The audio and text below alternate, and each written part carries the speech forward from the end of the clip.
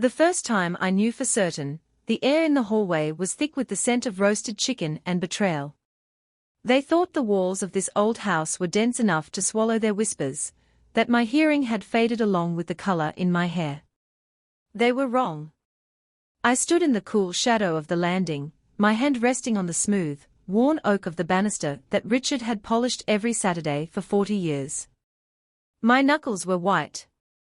Downstairs, in the kitchen I had designed myself, the room that had held the laughter of birthday parties and the hushed comfort of late-night talks, my daughter Chloe was dismantling my life one quiet, reasonable word at a time.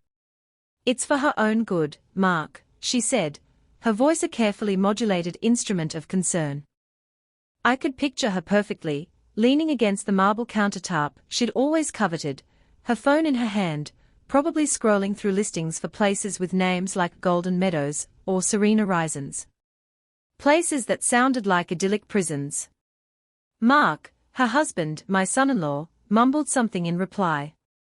His voice was always softer, a compliant echo to Chloe's clear, sharp pronouncements. "She's just not safe here anymore," Chloe continued, her tone acquiring the patient, patronizing cadence one uses for a difficult child. "She left the gas on last week. And she forgets things constantly. What if she falls? This house, it's a liability." The lie was so blatant, so audacious, it almost took my breath away. I hadn't left the gas on. She had, distracted by a phone call, and I had been the one to smell it and turn it off. I remembered the flicker of annoyance in her eyes before she smoothed it over with a flustered apology. At the time, I thought nothing of it. Now, it replayed in my mind as a calculated chess move. A piece being positioned on the board. A cracked teacup on the floor, my teacup, the one Richard had bought me in Cornwall, became a fall risk. A misplaced book was evidence of cognitive decline. Every normal, tiny slip of aging was being collected, curated, and weaponized against me. I felt a coldness spread through my chest, an icy clarity that froze the initial shock into something hard and resolute. My first instinct was to storm down the stairs, to confront them, to hear the silence that would follow the slam of my voice against their perfumed lies. But my feet remained planted on the old wood. My breathing, which had hitched in my throat, steadied. Richard's voice, a low hum in the archive of my memory, whispered, "Never fight on their terms, Elara. Choose your own ground." And so, I did not move.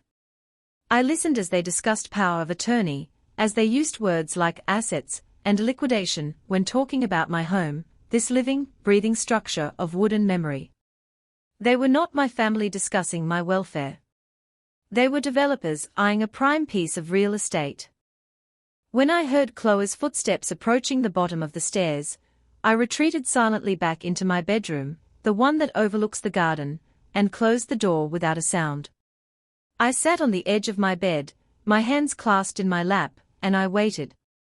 The woman who walked down those stairs 15 minutes later was not the one who had walked up.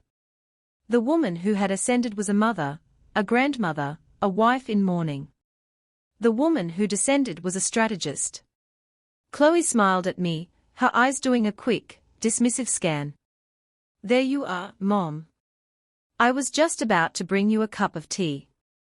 You looked a little tired earlier," I returned her smile, a faint, fragile thing I practiced in the reflection of the darkened window.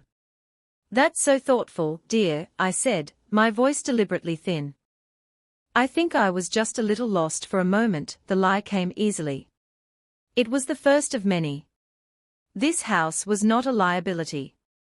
It was my fortress. And they had just shown me exactly where they planned to lay the siege.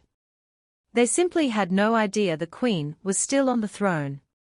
The next morning, the performance began in earnest. The sun cast long, dusty fingers of light across the kitchen floor, the same floor where I had taught Chloe to dance, her small feet on top of mine. Now, she moved around the space with an air of proprietary efficiency, as if she were already its master. She placed a bowl of oatmeal in front of me, the same bland, textureless kind they serve in hospitals. "Here you go, Mom. We need to make sure you're eating properly, she announced, her voice a little too loud, each word carefully enunciated. Mark stood by the back door, sipping his coffee, watching us. He had the anxious, guilty look of a man who knows he's on the wrong side of morality, but is too weak to cross back over. He gave me a quick, fleeting smile that didn't reach his eyes. I picked up my spoon, my hand trembling just enough to be noticeable. "Oh," I said, looking at the bowl with feigned confusion. "This looks nice." Chloe's gaze met Mark's over my head, a shared, knowing look that said, "See? It's getting worse." Inside, a quiet, cold anger burned. I had made her oatmeal with cinnamon and sliced apples every winter morning of her childhood. I knew how to work a stove. I knew how to feed myself. I ate a spoonful of the pasty gruel and forced myself to swallow. My role, I understood, was to become the person they wanted me to be. A ghost in my own home, a fragile shell whose only remaining purpose was to sign her name on a dotted line. So I played the part. I would ask what day it was, even though the large print calendar Richard had bought me hung right by the refrigerator. I would misplace my reading glasses, leaving them in obvious places for Chloe to find with a sigh of theatrical patience. "Oh, Mom. They were right here on your head the whole time." Each sigh, each condescending smile, I catalogued and stored away. They were fuel.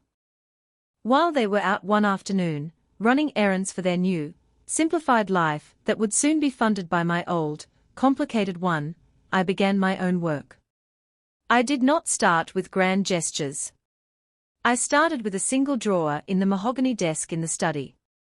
It was a drawer filled with old warranties, expired passports, and decades of miscellany. An archaeology of a life lived. With slow, deliberate movements, I began to sort. Paperclip by paperclip. Receipt by receipt. This small act of ordering the chaos felt like a reclamation. I was not just cleaning a drawer, I was clearing my mind, preparing the ground. My hands, which had trembled over the oatmeal, were steady now. They moved with a quiet purpose that had been absent for months, lost in the fog of grief after Richard's passing. As I sorted, my fingers brushed against a small, velvet-covered box. Inside was not jewelry, but a collection of old photographs, the square, white-bordered kind. I picked one up. It was Richard and me, standing in front of this house the day we bought it. We were young, impossibly young, squinting against a bright, hopeful sun. He had one arm around my waist, the other pointing up at the crooked gable, a look of proud ownership on his face. "Our fortress, Ilara," he had said.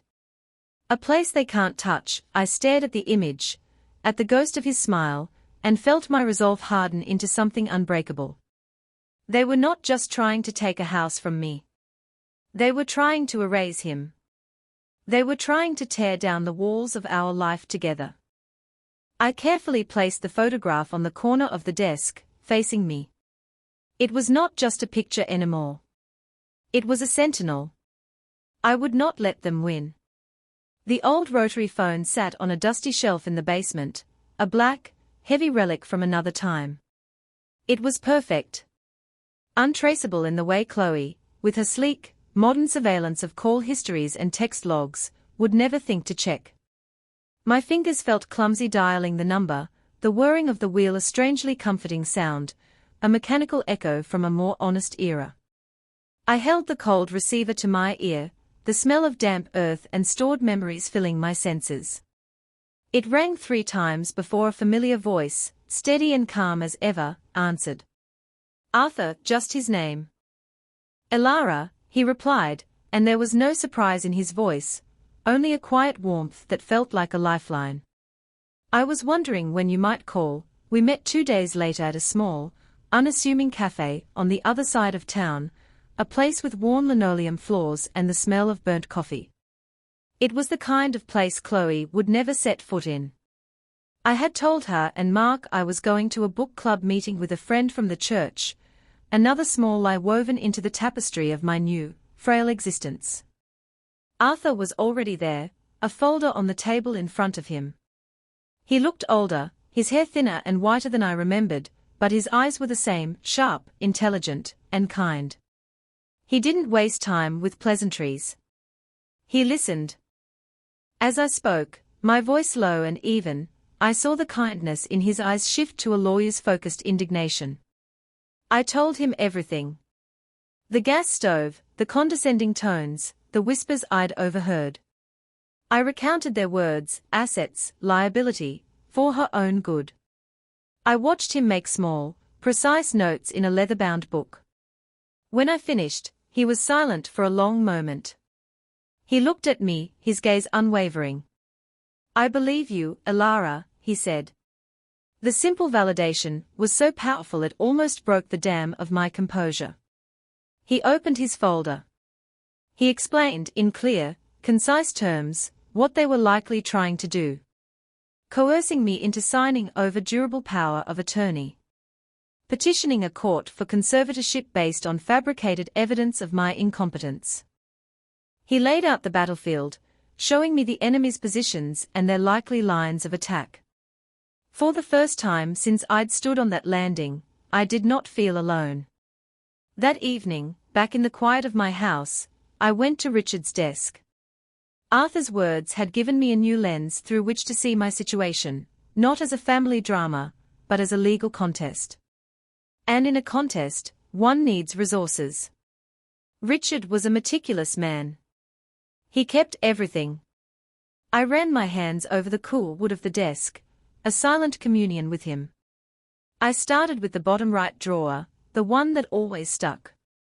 Inside, beneath old tax returns and bank statements, was a large manila envelope sealed with wax, his initial, R, pressed into it.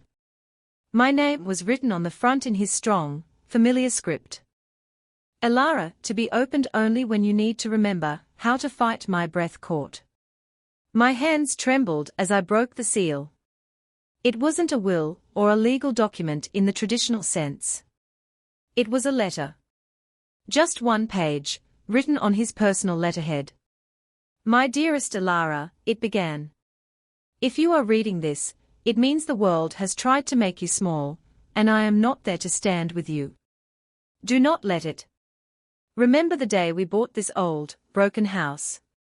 Everyone said we were fools. Your father said it would be a money pit. My mother said it was too far from the city.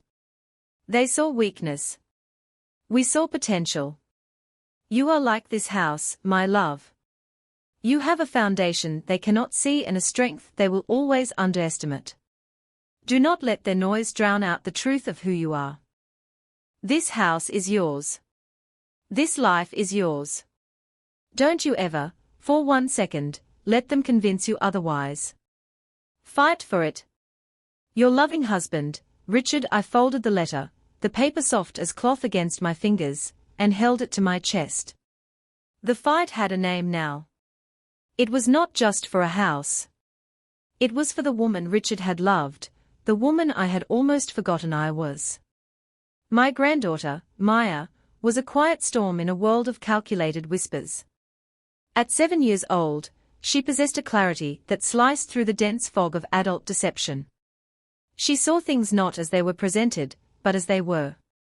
She would sit on the floor of my study while I rested on the sofa, her coloring books spread around her, a silent, watchful guardian. Chloe would come in, her voice dripping with artificial sweetness. Grandma needs her rest, sweetie. Let's not bother her. Maya would look up from her drawing, her gaze serious and direct. She's not resting. She's thinking, she'd state, a simple fact that always seemed to momentarily unsettle her mother. Maya saw the performance. She saw my feigned confusion and her mother's feigned concern, and in her innocent way, she chose a side. One afternoon, Chloe was trying to help me organize my bookshelf, a task I did not need help with. She held up a copy of Anna Karenina. "Oh, Mom, this is much too heavy for you to be lifting. And the print is so small. Let's put these away in a box for now, shall we?"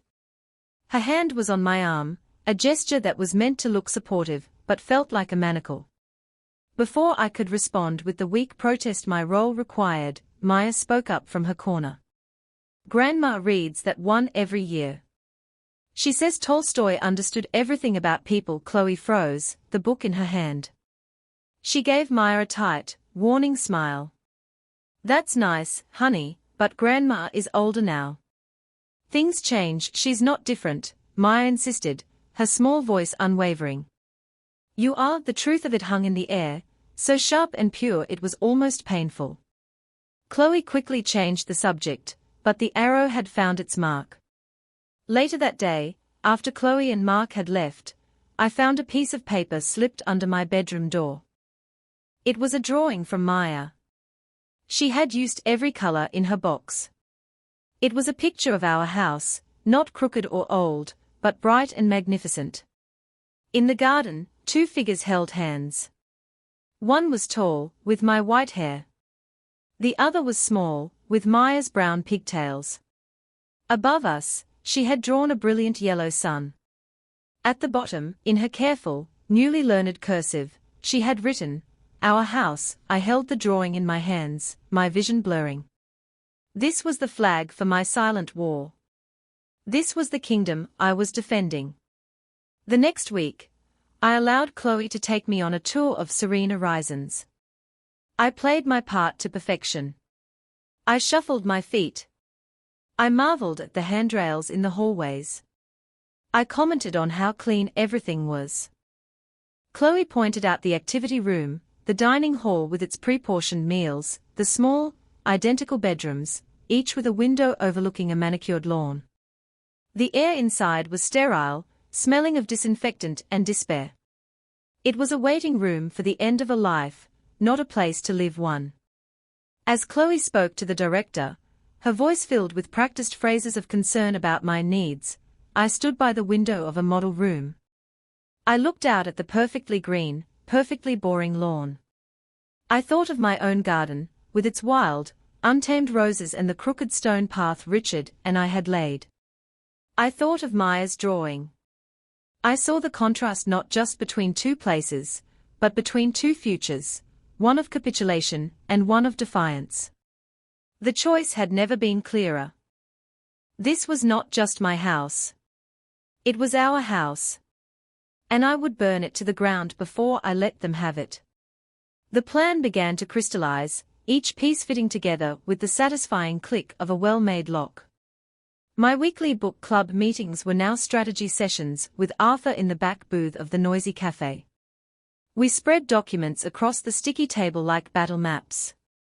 He handled the legal architecture, the formation of an irrevocable trust, the precise wording of termination clauses, the legal standards for proving undue influence.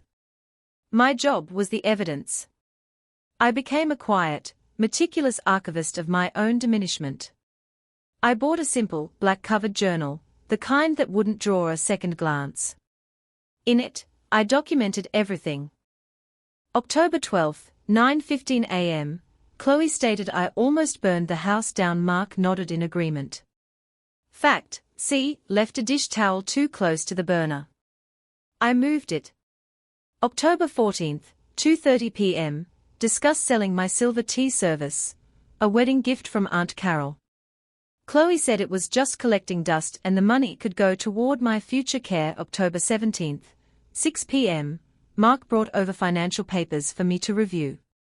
Stood over my shoulder. Pointed where to sign.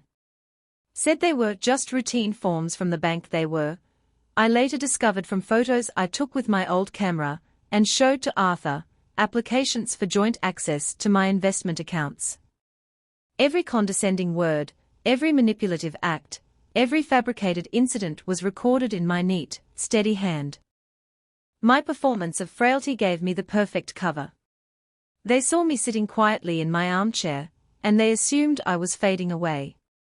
They didn't see the keen observation in my eyes, or the active mind behind my placid expression. They mistook silence for surrender. One afternoon, while Chloe was on the phone in the garden, speaking in hushed, urgent tones about timelines and getting things finalized, I let myself into the guest room they used when they stayed over. It was neat and impersonal, a hotel room in the heart of my home. In the drawer of the bedside table, beneath a stack of lifestyle magazines, I found what I was looking for, a folder. Inside was a brochure for Serena Risons, with payment plans highlighted. Tucked behind it was a printout from a real estate website. It was a market appraisal for my house. They had already had it valued. They had already calculated their inheritance. I took a photograph of the papers with my camera, my hands as steady as a surgeon's. There was no anger, only a profound and chilling confirmation. I was not a person to them anymore. I was a project. A financial problem to be solved. As autumn deepened, the world outside my window began to reflect the state of my heart. The vibrant greens of summer bled into golds and fiery reds before finally surrendering to a stark, honest brown. A hard frost lacquered the window panes in the morning, beautiful and cold. It felt right. The time for soft, growing things was over. Now was the season of foundations, of bare branches, of seeing things for what they truly were. I was no longer just grieving Richard, I was preparing for a battle he had known I would one day have to face. My quiet tasks became a ritual. I would sit at his desk, Maya's drawing propped up against a stack of books, and I would write in my journal. The photograph of Richard and me stood its silent watch. I was not alone. I was marshalling my resources, my memories, my love, and my pain, turning them all into a quiet, unstoppable force. They thought they were closing a cerement around me, but they were only watching a chrysalis harden. The final act was set in motion by Chloe herself. "The bank has some papers they need you to sign, Mom," she said one evening, her voice casual, almost bored. "Something to do with the estate. Mark and I can bring the notary by on Friday.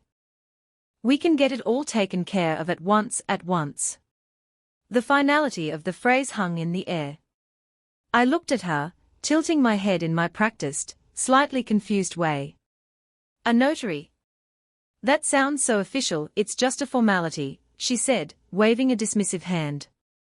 "It will make things easier for everyone, easier for you," I thought. I knew from Arthur that the papers would be a stack of impenetrable legal documents. The durable power of attorney would be slipped in between standard bank forms. They were counting on my fatigue, my supposed confusion, my trust. It was the trust that was the most insulting part. They were leveraging a lifetime of love against me. "All right, dear," I said with a sigh. "If you think it's best." The week leading up to the meeting was filled with a strange, suspended calm. The dramatic irony was so thick I could taste it. Chloe and Mark were buoyant, their moods light. They brought me flowers. Mark fixed the squeaky hinge on the garden gate. They were performing the role of dutiful children for the last time, a final flourish before the curtain fell on their long con. They thought they were planning a signing. I was planning a severance. On Friday morning, I woke before the sun. The house was quiet, holding its breath. I did not busy myself with my usual routine. Instead, I began a ritual of my own. I moved through each room, not cleaning, but communing. I ran my hand along the mantelpiece, over the spines of the books on the shelves, across the cool glass of the window panes. This was an act of claiming, of reconsecrating my space.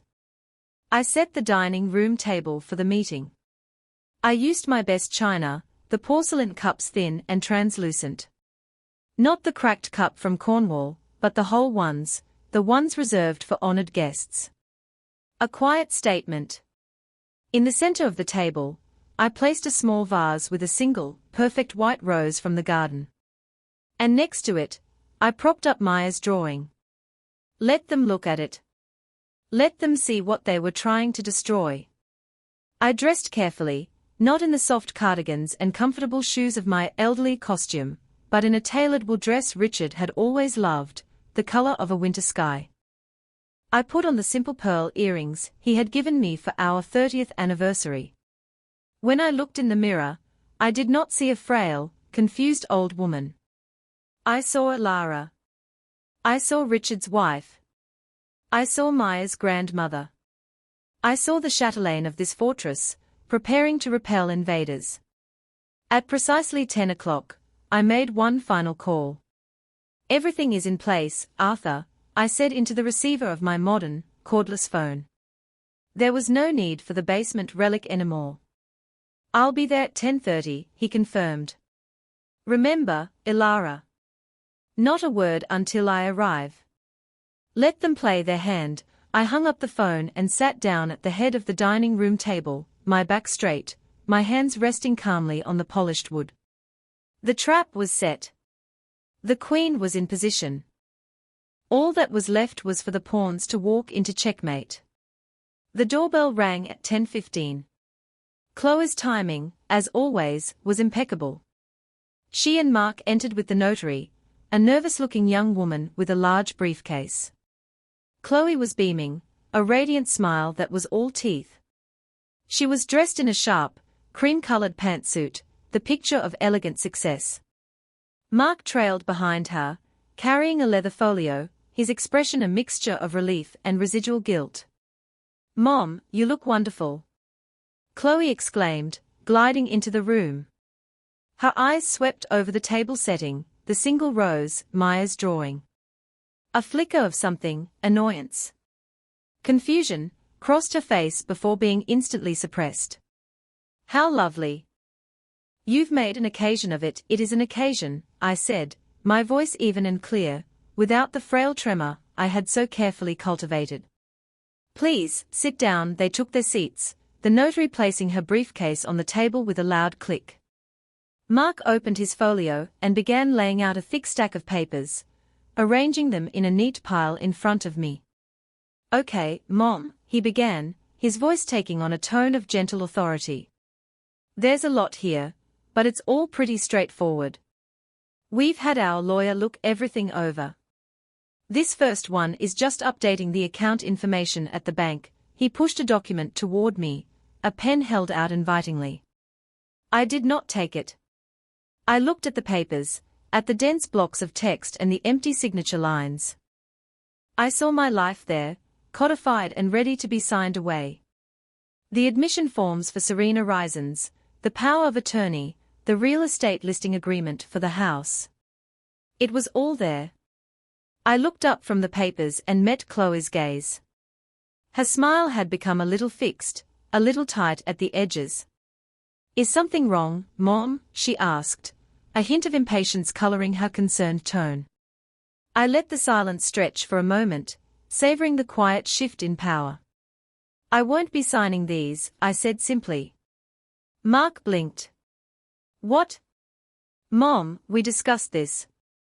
It's for the best." "No," I said, my voice calm but unyielding. "We did not discuss this. You informed me of your plans for me. That is a different thing entirely." Chloe's smile vanished completely, replaced by a mask of cold disbelief. "Mother, don't be ridiculous. We are trying to help you, are you?" I asked. As if on cue, the doorbell rang again. Chloe and Mark exchanged a look of alarm. "Are you expecting someone?" Mark asked, his voice sharp. "I am," I replied. I watched the blood drain from their faces as the footsteps approached, as Arthur walked into the dining room, carrying a simple, slim folder. He nodded curtly at Chloe and Mark, then took the empty seat beside me. He placed his folder on the table next to their thick stack of deceit. "Mr. and Mrs. Peterson," Arthur said, his voice filling the room with quiet authority. "I believe you've been misinformed. Elara will not be signing any of your documents today. She has, however, prepared some of her own." I reached out, my hand steady, and pushed Arthur's folder across the polished table toward them. It slid to a stop directly in front of Chloe. Her polished facade finally cracked. Her face was a storm of confusion, fury, and dawning horror. She stared at the folder, as if it were a venomous snake. Arthur began to speak, his tone measured and professional, each word a hammer blow dismantling their world. "Inside that folder, you will find a copy of the newly established and irrevocable trust, the Richard and Alara Hale Legacy Trust. The sole beneficiary is Maya Peterson.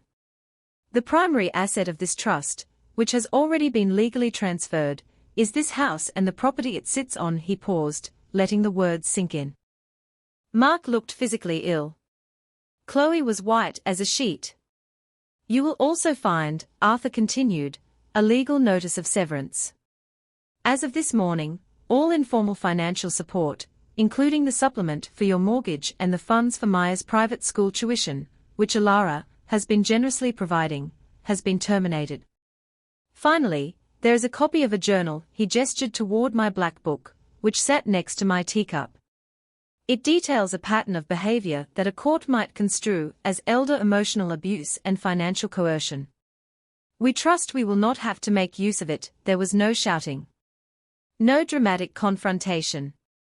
Just the quiet, devastating rustle of papers that represented the end of their plan, the end of their entitlement. Checkmate. The silence that followed Arthur's words was heavier than any sound. It was a vacuum, sucking all the air and arrogance out of the room. Chloe stared at the folder, her perfectly manicured hands frozen on the table. The only sound was the frantic ticking of the grandfather clock in the hall, counting out the seconds of their defeat. Finally, Chloe's composure shattered. It did not break into tears, but into something much uglier, rage. How could you, she spat, her voice a low, venomous hiss. She was looking at me, but her eyes were filled with a stranger's fury. After everything we've done for you. We were trying to protect you. You were trying to profit, I replied, my voice devoid of emotion. I would not engage. I would not argue. The time for words was over. This was the time for consequences. You ungrateful old woman, she whispered, the words raw and shaking. You would choose a house over your own family. This is not about the house, Chloe, I said, my voice still quiet. This is about respect. Something you and your husband seem to have forgotten. The meaning of. Mark, who had been sitting as still as a statue, finally spoke. His voice was a pathetic whimper. Alara. Please. We are in debt. We didn't know what else to do. He looked at me with pleading eyes, a last, desperate appeal to the woman he thought I was, the soft, forgiving matriarch. I simply looked back at him, my expression unchanging. His weakness was not my responsibility. Arthur stood up, a clear signal that the meeting was concluded. I think it's time for you to leave, he said, his tone leaving no room for negotiation. The notary can see herself out. The young woman, who had been watching the entire exchange with wide, terrified eyes, quickly gathered her things and practically fled the room. Chloe rose from her chair, her movements stiff and jerky. Her mask of sophistication was gone, replaced by the raw, ugly face of thwarted greed. She grabbed her purse, her knuckles white. You will regret this, she said, her voice trembling with impotent fury. She didn't wait for Mark. She turned and stormed out of the dining room, her sharp footsteps echoing on the hardwood floors. A moment later, the front door slammed shut with a violence that rattled the china in the display cabinet. Mark remained, slumped in his chair, a broken man. He looked at me, then at the papers, then at Arthur. He seemed to shrink before my eyes. Without another word, he stood, gathered their useless documents, and shuffled out of the room, leaving the door ajar behind him. Arthur walked over and closed it gently. The click of the latch was the sound of finality. He turned to me. Are you all right, Alara? I took a deep breath, the first clean, untainted breath I felt I had taken in months. The tension that had been a constant companion, a tight knot in my shoulders, began to dissolve. I looked around the room, at the sunlight streaming through the window, catching the dust motes dancing in the air. I am now, Arthur, I said, and for the first time in a very long time, I smiled a genuine smile. Thank you. After he left, I was alone. Truly alone. The silence that filled the house was not empty, it was peaceful. It was mine. I walked from room to room, touching the walls, the furniture, the fabric of the curtains. I was reclaiming my territory not with legal documents, but with my senses. The house felt lighter, as if it too could finally breathe again. The violation was over. The siege was lifted. The fortress stood strong. A month passed. The stark, bare branches of November gave way to the quiet chill of early December. The world outside settled into a period of rest, and so did I. The violent drama of that Friday morning faded, leaving behind not a scar, but a clean, well-healed seam. My life found a new, quieter rhythm. My days were measured by the rising and setting of a low winter sun, the brewing of tea, the turning of pages in a good book. The house was no longer a battlefield, but a sanctuary. Its silence was a comfort, its old groans and creaks the familiar language of a dear friend. One afternoon, as I was returning from a walk, the air crisp and cold against my cheeks, I saw a small, folded piece of paper on the welcome mat, tucked into the corner to keep it from blowing away. My heart gave a small, hopeful lurch. I picked it up. It was from Maya. Her handwriting was unmistakable. I unfolded it inside, my fingers stiff with cold. There was no drawing this time. Just a few simple words. Grandma, I'm sorry. Mom is angry all the time now. I miss your garden. I love you. A single, fat tear escaped and slid down my cheek, dropping onto the note. It was a tear not of sadness, but of a complex, bittersweet release. It was the absolution I hadn't known I needed, and a painful reminder that the innocent always pay a price in the wars of adults. I placed her note on the mantelpiece, next to the photograph of Richard and me. They were the anchors of my life, the love that had built it, and the love that would continue it. My life with Chloe and Mark was over, but my life as a grandmother was not. One day, the anger would fade, and Maya would find her way back to the garden. I had to believe that. I spent an afternoon in Richard's study, not sorting or searching for evidence, but simply being.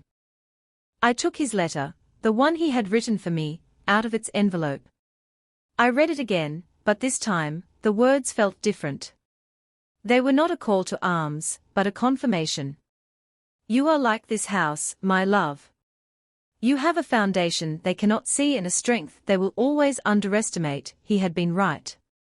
They had looked at me and seen a crumbling facade, a leaky roof, a house ready for demolition.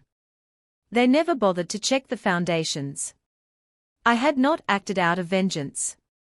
I had acted out of self-preservation, out of a duty to the life Richard and I had built, and to the woman he had always seen in me.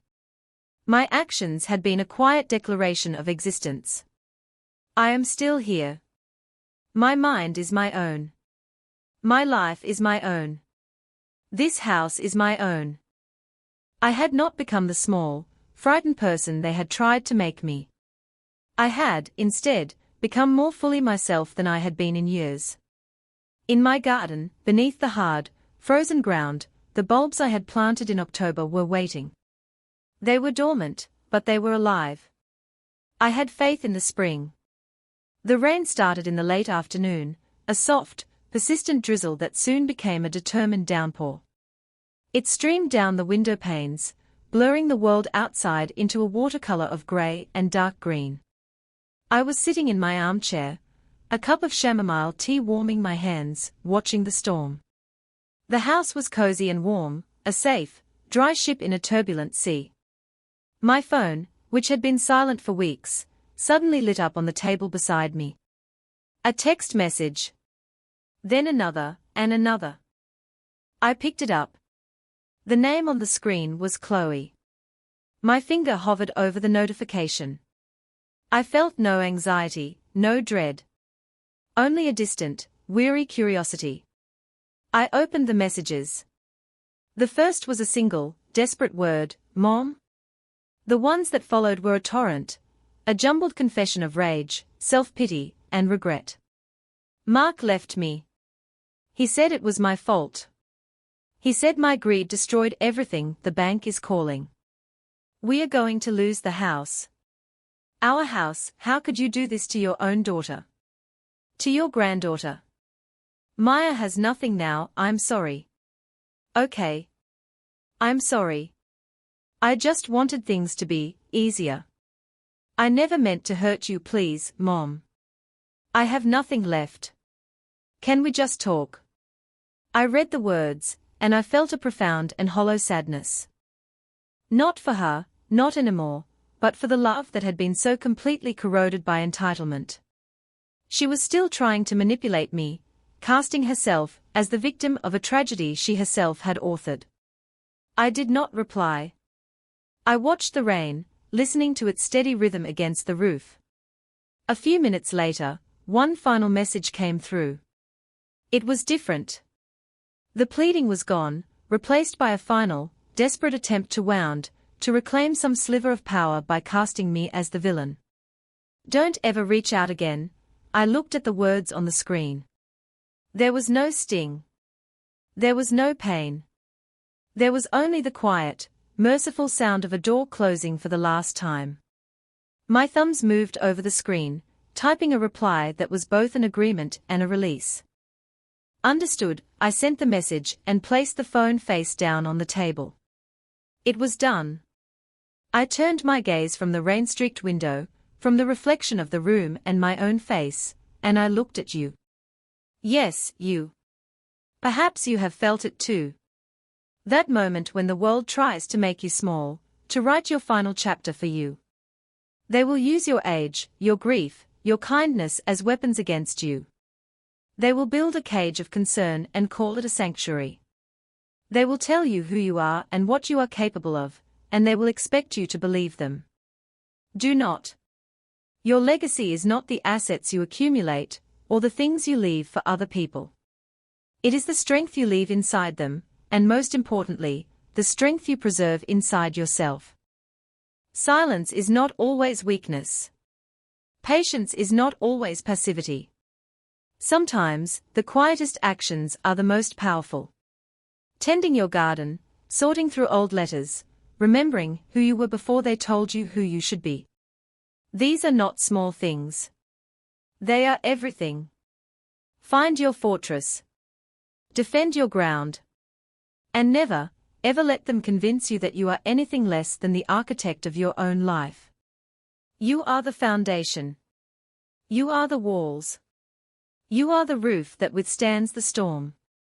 Remember that.